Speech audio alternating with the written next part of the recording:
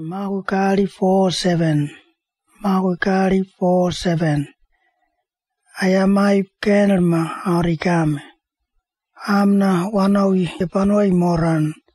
Iyo namnama tarwana arichale. Yamna aro harana. I marbo inine logo amnama kogliawi kowam paninagire. Ine nagri agjona.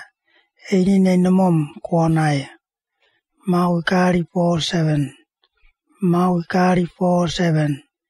Ayamai kenelma arikame. Amna wanaw jipanoi oran iyo namnama tarwana arichale. Yamna aro oran I marbo inine logo amna kogliawi kowam paninagire. Ine nagri agjona. Inine namom kwanaya. Mahukali 47. Mahukali 47.